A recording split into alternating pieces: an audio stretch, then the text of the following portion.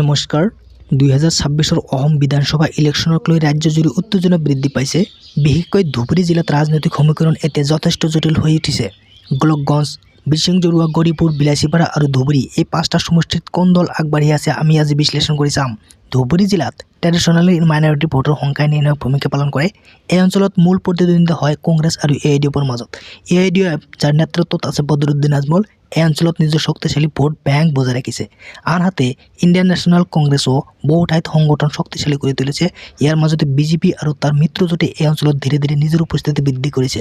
ধুবুৰী সমষ্টিত AIDFৰ অন্যতম শক্তিশালী ঘাঁটি বুলি গণ্য কৰা হয়। আজমলৰ প্ৰভাৱ ইয়াত স্পষ্ট দেখা যায়, কিন্তু কংগ্ৰেছৰ ষ্ট্ৰং কেণ্ডিডেট থাকিলে কণ্টেষ্ট হট হ'ব পাৰে। গোলকগঞ্জ সমষ্টিত প্ৰতিদ্বন্দ্বিতা অত্যন্ত নিকট হোৱাৰ সম্ভাৱনা। কংগ্ৰেছ আৰু AIDFৰ মাজত ডাইৰেক্ট ফাইট দেখা যাব পাৰে। লোকেল কেণ্ডিডেটৰ প্ৰভাৱ ইয়াত গুৰুত্বপূৰ্ণ হ'ব। বিশিংজৰুৱা সমষ্টি ট্ৰেডিশ্যনেলি AIDFৰ ষ্ট্ৰং হোল্ড হিচাপে পৰিচিত।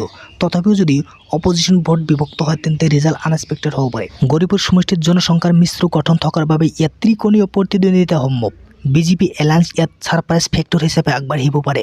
বিলাসীপাৰাত AIDFৰ আগৰ প্ৰভাৱ যথেষ্ট শক্তিশালী আছিল, কিন্তু এণ্টি ইনকাম্বাঞ্চি আৰু লোকেল ইছ্যুৰ প্ৰভাৱত কংগ্ৰেছৰ সম্ভাৱনা বৃদ্ধি পাইছে। 2026 ফলাফল নিৰ্ভৰ কৰিব কেইটামান গুৰুত্বপূৰ্ণ বিষয়ৰ ওপৰত। মাইনৰিটি ভোট কি একত্ৰিত থাকিব নে বিভক্ত হ'ব? BJP এলায়েন্সৰ ভোট কনচলিডেশ্যন, কেণ্ডিডেট চিলেকশ্যনছ আৰু স্থানীয় সমৰ্থন, ফ্লাড ডেভেলপমেণ্ট আৰু ইমপ্লয়মেণ্ট ইছ্যুৰ ওপৰত। সামগ্ৰিকভাৱে কোৱা যায় ধুবুৰী আৰু বিশিংজৰুৱাত AIDF আগবাঢ়ি আছে। গোলকগঞ্জ আৰু বিলাসীপাৰাত কংগ্ৰেছে ষ্ট্ৰং চেলেঞ্জ দিছে আৰু BJP এলায়েন্স গৌৰীপুৰত থাৰ্ড ফ'ৰ্চ হিচাপে উঠি আহিছে। ফাইনেল ৰিজাল্ট কিন্তু ইলেকশ্যন দিনৰ ভোটৰ টাৰ্ণআউট আৰু লাষ্ট মোমেণ্ট শ্বয়িঙৰ ওপৰত নিৰ্ভৰ কৰিব। এইটো আছিল ধুবুৰী জিলাৰ ইলেকশ্যন এনালাইচিছ। অধিক আপডেটৰ বাবে আমাৰ লগত থাকক। এতিয়া চেনেলটো ছাবস্ক্ৰাইব কৰক।